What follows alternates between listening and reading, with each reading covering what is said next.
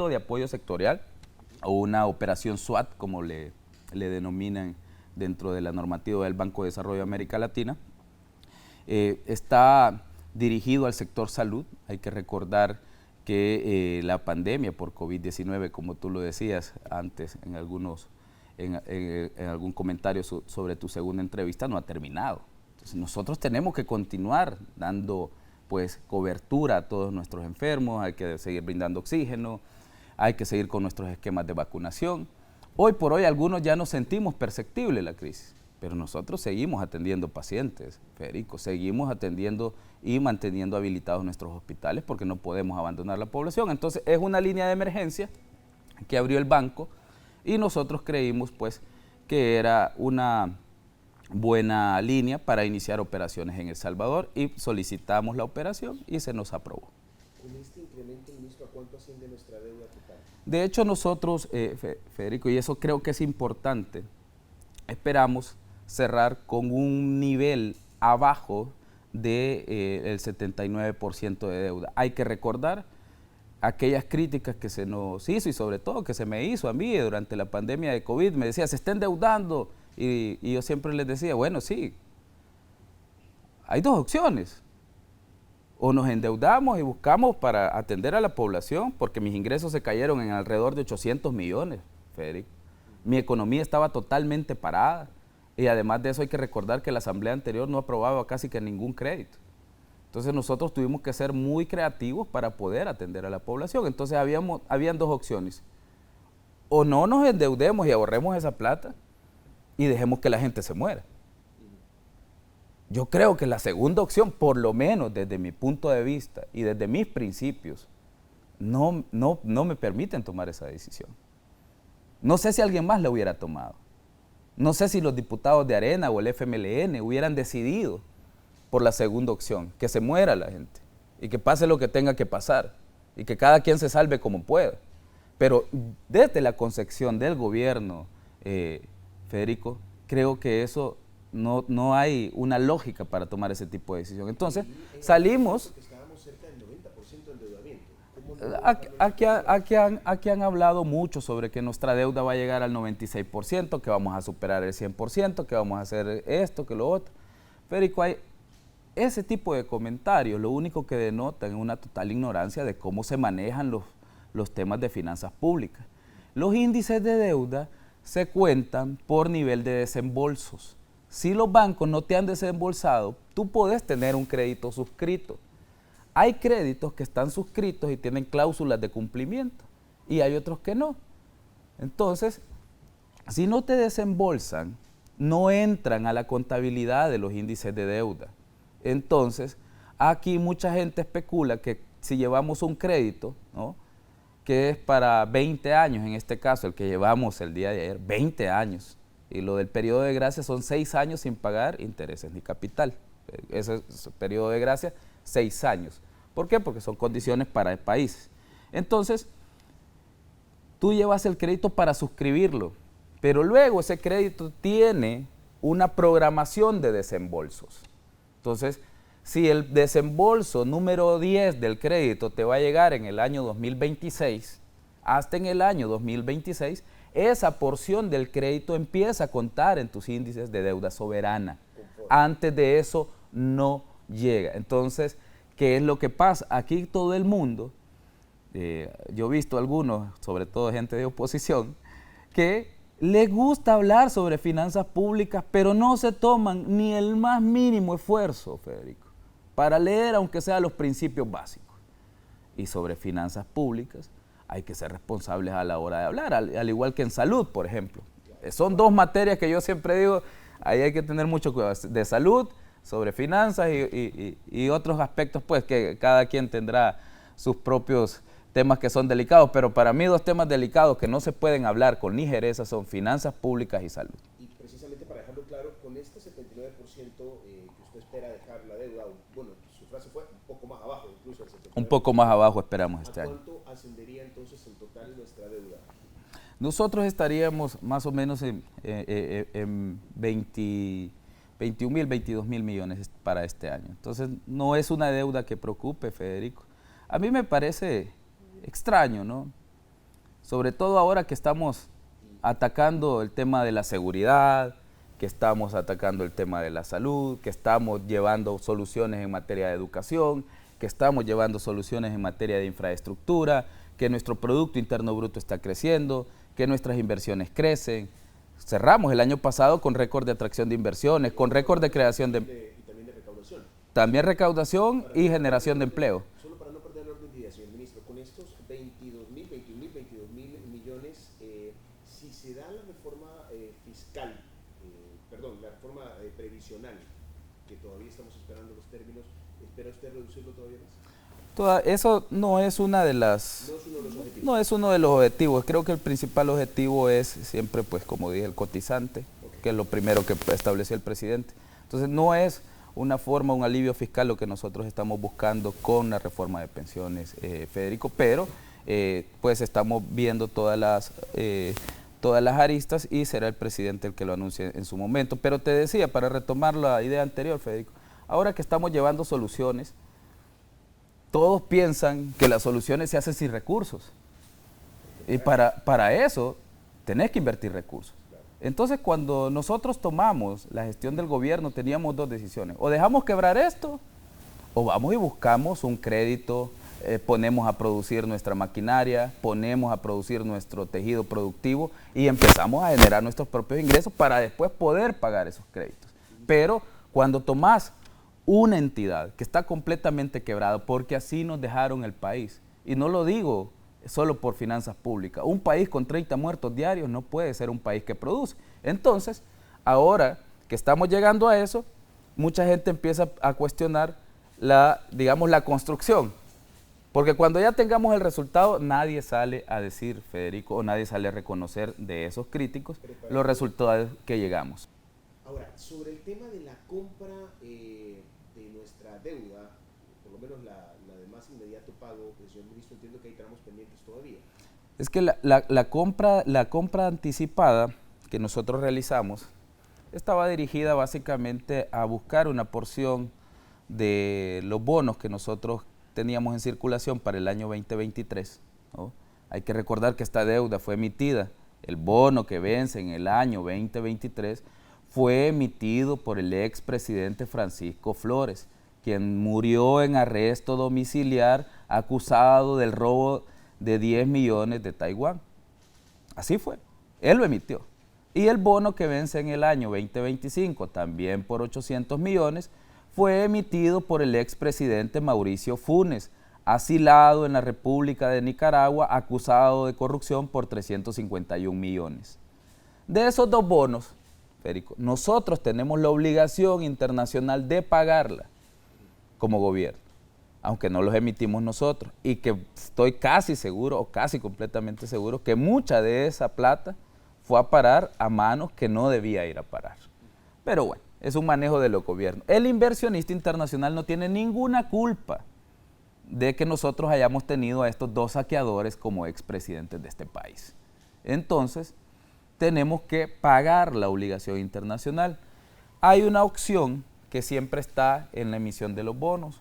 Tú puedes hacer un llamado en el mercado secundario, ¿no?, para buscar comprar algunos bonos a precio de mercado y obtener algunos beneficios. Así como los bonistas los pueden vender en el mercado secundario, los estados tenemos la opción de irlos a comprar también en el mercado secundario. Entonces, lo que nosotros hicimos es calcular que teníamos más o menos 360 millones en bonos en circulación que podíamos comprar del 2025 y del 2023. Entonces, hicimos una operación por ese primer monto, pero todavía quedaron. Compramos 133 millones del bono que vence en el año 2023, ¿no?, y compramos 432 millones del bono que vence en el año 2025. Esos dos valores son valores nominales.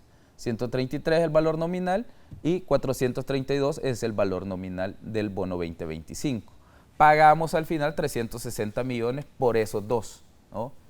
Entonces, le generamos al país, Federico, un ahorro de 275 millones en la compra. ¿Por qué? Porque ¿Quedan pendientes, ministro? 670 entonces. nos quedan pendientes de pagar del bono 2023 nos queda pendiente de pagar 667 millones. Y para el bono 2025 nos quedan pendientes de pagar alrededor de 357 millones y fracción por los 432. Le voy a hacer la batería de preguntas cajoneras Sí. porque ya, mi productor ya no me pide, me ordena la pausa comercial. Entonces, la pregunta que quiero llegar es, ¿tenemos la plata?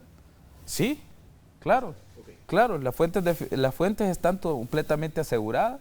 Las vamos a pagar el valor facial de los 667 millones en enero del año 2023 y todos nuestros bonistas pues tienen la plena seguridad. ¿Ya está incluido en el presupuesto que presentaron en la Asamblea Legislativa? Ya está incluido dentro del presupuesto. ¿Será con fondos propios o será con otros préstamos? Se han realizado operaciones de diferente tipo, Federico. O sea, el dinero es fungible. Entonces, al final, lo que nosotros íbamos a utilizar, por ejemplo, para pagar planilla, ¿no? Lo podemos utilizar para pagar el bono y luego utilizar una operación o otra fuente de financiamiento para pagar la planilla.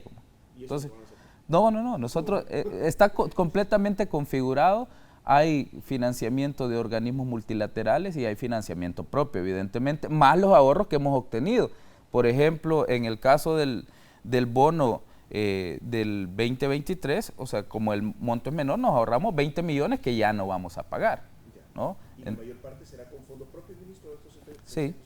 Por lo menos de la parte de 2023. Sí. Sí, ok. Vamos a ir tratando de correr, ministro, porque el tiempo nos está Sí. comiendo. ¿Por qué es tan importante la inauguración de esta remodelación de instalaciones en el Amatillo? Que es más, entiendo yo, que lo que acabo de escribir, pero que lo explique. Sí, de hecho, Federico, hay una inversión de 26 millones, de los cuales el 50% fueron financiados con Fondo General de la Nación y el 50% es una cooperación pues, del gobierno y el pueblo de los Estados Unidos a través de la Corporación Reto del Milenio y el proyecto pues, se llamaba Fomilenio 2, algo que todos los salvadoreños recordarán. Fomilenio 2 es una cooperación que empezó en el año 2014, el segundo compacto, durante el gobierno del FMLN. El tema con esto, Federico, es que mucha gente no sabe que el gobierno del FMLN debía dar una contrapartida para la ejecución del Fomilenio 2. Esta contrapartida se retrasó durante varios años. Entonces, al final del proyecto, como El Salvador no había puesto su parte, el gobierno y el pueblo de los Estados Unidos, a través de la cooperación, había puesto ya su parte, pero el gobierno salvadoreño no. Entonces, tuvimos que llegar nosotros a ingresarlo al presupuesto general de la Nación y que ellos nos lo aprobaran, ¿no? Que los diputados de la Asamblea lo aprobaran, para poder ejecutar las obras. Además de eso, también llegó la pandemia. Entonces, eso retrasó algunas aperturas o la inauguración de la aduana porque habían materiales que ya no estaban viniendo por digamos, la ruptura de la cadena de suministros. Tú sabes lo que pasó con el tema de los contenedores y todo esto. Entonces, ya el hierro que tú tenías que comprar, por ejemplo, en otro lado, ya no lo podías traer. También el acero especializado que necesitabas para ciertas estructuras, no lo podías traer. Software y un montón de cheats y cosas por el estilo, ¿no? Entonces, se retrasó un poco más, pero gracias a Dios hemos logrado terminarla en este año. Y la inauguramos el día lunes. Nos acompañó la encargada de negocios de la Embajada de los Estados Unidos en El Salvador e inauguramos pues esta obra que es, como dije, una obra que se ha hecho en conjunto con la cooperación. Solo la aduana del Amatillo recauda más de 150 millones anuales en impuestos. Más o menos un 40% de nuestro flujo comercial de exportaciones a Centroamérica pasa por esa aduana. Federico. Y es una aduana que estaba completamente abandonada. Lástima que no tenemos imágenes en producción para pasarlas de cómo quedaron las instalaciones ahora, pero creo que todo el pueblo salvadoreño puede verificarlas en las diferentes redes o medios digitales. Hay muchísimas fotos, ¿no?, de cómo están las instalaciones ahora. El Amatillo se construyó entre 1950 y 1956, Federico. Y nosotros hemos tenido que llegar para poderla remodelar, porque antes nunca se le intervino. Más de 60 años sin hacer ninguna remodelación en la estructura de esa frontera. Entonces, o de esa aduana. Nosotros le hemos colocado lectores de RFID, que es una tecnología pues básicamente de punta para identificación y control de carga aduanera, ¿no? Es un sistema de antenas con lectores en los que los transportes solo pasan, ¿no? Ese lector verifica el RFID del medio de transporte y manda un informe directo a la computadora central o al centro de monitoreo que hemos instalado, que es uno de los más modernos, y este puede verificar que nadie se desvíe de las rutas como tal. Entonces, le iba a preguntar, en ¿sí? materia tecnológica, ¿esto suma al plan anticontrabando que Totalmente. ha implementado el Ministerio de Hacienda y antievasión? Justamente. Y de paso le agrego, ¿qué tal los resultados en este 2022 de este plan? De hecho, justamente, Federico, la reactivación de las capacidades recaudadoras del Ministerio de Hacienda ha sido una de nuestras principales preocupaciones desde mi llegada. Cuando yo llegué, tal vez algunos recordarán que había una foto con un montón de vehículos atrás mío y un montón de computadoras, y les entregamos alrededor de 120 vehículos a nuestras fuerzas fiscalizadoras porque no tenían vehículos. Además de eso, les entregamos un lote de alrededor de 1.300 computadoras a todos nuestros empleados que están en fiscalizaciones. Esto se realizó hace más o menos año y medio, porque no teníamos, 2 años, perdón, porque no teníamos ese tipo de tecnología. O sea, un auditor sin computadora, o sea, es inimaginable. Entonces hemos empezado a rehabilitar las capacidades y la recaudación también en nuestras aduanas y el control para el plan anticontrabando es una de esas capacidades que necesitamos reactivar. Entonces se ha iniciado con la aduana El Amatillo, muy pronto vamos a inaugurar también la aduana en Anguiatú, la tenemos a más de un 90% de avance. En los próximos días podríamos estar lanzando el evento de inauguración y además también vamos a intervenir los demás puestos fronterizos, ¿no? En lo que resta de este año 2023. Así que con eso vamos a mejorar la recaudación, va a fortalecer el plan anticontrabando y el plan antievasión. Ok, ministro, le pedía yo números en cuanto a resultados en este 2022 de este plan antievasión y anticontrabando. Lo hemos visto, ¿cuándo son los jueves? ¿No? Jueves de evasores, de hecho ya reconocidos ahora internacionalmente con el término jueves de evasores, o sea, se ha reconocido nuestra... Algo así, como es propiedad pública no lo podemos patentar, pero ya nos reconocen, ¿no?, a nivel internacional por los jueves de evasores. Somos el país de América Latina que más recaudó en el año 2021, si consideramos de toda América Latina, superamos por fin a Uruguay y Chile, que han sido los líderes en materia de recaudación tributaria. Ahora El Salvador se convirtió en líder en América Latina, es decir, pues estamos dando resultados. Solo el plan antievasión, Federico, en 3 años de implementación, hemos alcanzado alrededor de 810 millones en recuperación y recaudación de impuestos. El plan anticontrabando lleva más de 60 millones, es más joven, digamos, que el plan antievasión. Y hay que recordar que en la aduana se paga casi que todo de contado, entonces las deudas que tienen algunos contribuyentes pues pueden ser menores, ¿no? En cambio en la Dirección de Impuestos Internos pagas al crédito, como digo yo, lo pagas después, un mes después, 2 meses después, un año después en el caso del impuesto sobre la renta. Entonces eso te hace que haya más deuda que recuperar, ¿no? Entonces nuestros ingresos además, Federico, han continuado mejorando durante este año. Solo al cierre del 6 de noviembre nosotros teníamos 702 millones más que lo que recaudamos el año pasado, es decir, un 15% más, y tenemos 300 millones más de lo que nosotros mismos habíamos presupuestado para 2023 en este momento, es decir, casi un 6% más de lo que nosotros mismos habíamos presupuestado. ¿Qué es lo importante acá? Los ingresos que más nos han crecido es el impuesto sobre la renta, que es un impuesto directo, es decir, lo paga pues quien más tiene o quien más ganancias ha generado. En el caso del impuesto sobre la renta, solo del año 2022 del año 2021 al año 2022, hemos tenido una variación de un 54% adicional a las declaraciones y el monto que habíamos recibido el año anterior. Es decir, este año hemos captado más 286 millones más en impuestos sobre la renta de lo que habíamos captado el año pasado, que también fue buenísimo también. Porque ya se reactivó más la economía, porque ya se cerraron las brechas para la ilusión y evasión. ¿A qué lo atribuiste? Hay dos factores. Uno, el crecimiento del PIB, que es innegable.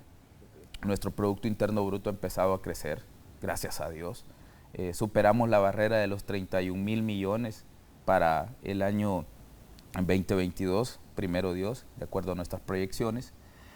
Y además de eso, Federico, y eso debo de agradecerlo a todo el gran equipo del Ministerio de Hacienda, hemos recobrado el respeto por la autoridad tributaria. En este país nunca se respetó al Ministerio de Hacienda. Habían evasiones que eran básicamente una sinvergüenzada, como decimos nosotros, ¿no? Y nosotros hemos salido a atacar esa evasión, respetando los derechos de los contribuyentes, pues, y también dando ventanas de oportunidad. Entonces, por un lado, si bien es cierto, tenemos el jueves de evasores, que es nuestra política más dura, porque es la judicial, la que te llevan preso, ¿verdad?, por el delito de evasión. Pero además de eso, también tenemos herramientas como la amnistía fiscal. Acaba de vencer el 1 de noviembre. Captamos más de 100 millones. Vamos a dar una conferencia en los próximos días para dar los resultados completos de la amnistía. Pero nosotros habíamos proyectado 25, Federico. Y captamos más de 100 millones. Es más de eso, es mucho más que eso todavía. Pero lo vamos a dar, digamos, los datos específicos en una conferencia especial. Pero si habíamos calculado 25 y tenemos más de 100, es decir, cuadriplicamos el resultado que nosotros esperábamos. ¿Por qué? Porque la gente ahora dice, yo prefiero ir y pagar o ponerme en un plan de pago con el Ministerio de Hacienda que me lleguen a traer con las esposas, porque yo no quiero tener un delito fiscal. Y ahora sí me van a aplicar la ley, ahora sí me van a aplicar todo el peso del Estado, ¿no? Y voy a tener que pagarlo siempre al final, y con multas y con intereses además. Entonces mejor, en vez de eso voy y arreglo y no pago multas, me ahorro los intereses y me quito el problema, pues, judicial como tal. Entonces creo que eso ha sido lo importante, la disuasión del delito de evasión. Y en el tema del contrabando, ministro, que eso es todavía más complejo, porque digamos que el de evasión sí usted lo puede controlar más, en cambio ya el de contrabando ya requiere colaboración de otras entidades, Fuerza Armada, policía, etcétera, porque se mueven por puntos ciegos y hay una frontera bien amplia en nuestro país. Mantenemos un monitoreo constante con la Policía Nacional Civil, con Migración, con la Fuerza Armada y con el Ministerio de Agricultura y Ganadería por el contrabando de lácteos, que es muy famoso en nuestro país siempre. Mantenemos un monitoreo también, Federico, dentro de todos los puntos ciegos del país. Y además de eso hay algo que nosotros conocemos, que es el que más recursos nos drena, como contrabando técnico, que es la simulación de operaciones a través del uso de beneficios fiscales como zonas francas, ¿no? Y eso es una de las principales áreas que ha llegado a atacar el plan anticontrabando, porque lo otro, digamos, que es más operativo, es del día a día, de estar ahí físicamente, pero el otro tipo de contrabando, el que simula operaciones y que luego pide incentivos fiscales como retorno del IVA, por ejemplo, porque hay que recordar que el IVA que tú exportas, pues no se puede exportar impuestos a otro país, entonces el gobierno hace una devolución del IVA a exportadores. Entonces hay zonas francas que incluso hemos detectado en su momento y se han puesto las denuncias en la fiscalía, que han simulado operaciones hacia el exterior, además de no tener ninguna operación, y que más parecen operaciones de lavado de dinero, han tenido todavía la desfachatez de ir a solicitar el reintegro de IVA por una operación que nunca existió. Entonces, ese tipo de casos son los que nosotros perseguimos en el plan anticontrabando o con más vehemencia, y hemos alcanzado alrededor de 60 millones que se han presentado a la Fiscalía General de la República en avisos por el tema del contrabando, Federico. Así que nuestros ingresos van creciendo muy bien, gracias a Dios. Le estamos dando soluciones en el tema de deuda al país y le estamos ahorrando dinero en otros aristas. El tema que le voy a preguntar siempre, cada vez que tocamos ¿Sí? esto, es la ampliación de la base, ministro, hacia el comercio informal o el sector informal. Es que esa es una de las cosas. A veces creemos que la ampliación de la base se debe dar a través de una ley, fíjate, Federico. Y eso creo que es un tema de operatividad desde el día a día. muchos de los avisos que nosotros hemos llevado, o algunos de los avisos, uno de los avisos que yo llevé recientemente, que eran más de 10 millones, era un importador de frutas y verduras de un mercado informal muy grande acá y muy conocido. Más de 10 millones, era más. De impuestos no pagados, impuestos sobre la renta. O sea, ellos traen la importación, la pasan por la aduana, la declaran en la aduana, pero cuando vamos a ver sus declaraciones de impuestos sobre la renta para ver cuánto es la ganancia que han obtenido en un año, no hay declaración del impuesto sobre la renta. No hay declaración de IVA. Entonces, pareciera que creen que nosotros no vamos a cruzar las bases de datos de aduanas y de impuestos internos. Entonces, traen mercadería, la ingresan al país, la venden en el país, pero no declaran sus ganancias en el país. Entonces, ese tipo de casos nosotros los hemos encontrado y son, en la mayoría, Federico, gente que ha estado viviendo en la informalidad, aprovechándose pues que algunos dicen, no, es que en los mercados no se mueve dinero, como dicen algunos, pero no, se mueven unas cantidades significativas a través de algunos contribuyentes, ¿no? Hay otros contribuyentes que no tienen interés fiscal, pero esa es la forma en la que vamos haciendo que se formalicen, porque todos debemos de cumplir con nuestras obligaciones fiscales. La posibilidad de que algunas veces han comentado algunos economistas, ministro, de un impuesto único, de un impuesto más fácil, más sencillo, ¿lo ve viable usted? En América Latina se ha puesto de moda, yo no lo veo, no lo estamos valorando en este momento, Federico, así que no. ¿Los impuestos, ministro? Lo que creo que nosotros debemos hacer, Federico, es cobrar los impuestos que ya tenemos legislados. Y eso es lo que nosotros hemos hecho hasta el momento, ir y cobrarle a los que deben de pagar. Aquí habían exportadores que tenían exportaciones de más de 500 millones anuales y les encontrábamos evasiones por 20, 30, 40 millones. O sea, entonces, así ¿quién no va a ser un buen empresario? Pues, o sea, sin pagar los impuestos todos van a obtener ganancias. Pero entonces, ministro, para quedar claros, nuevos impuestos no se contemplan. No. Estamos aplicando la ley para que los impuestos que ya tenemos legislados se paguen y se paguen en forma por todos los contribuyentes. Ministro, un placer. Muchísimas gracias. Gracias, Federico, a ti por la invitación y muchas gracias también a todos los televidentes que sintonizaron y estuvieron atentos de la temática hacendaria en este día. Muy buenos días.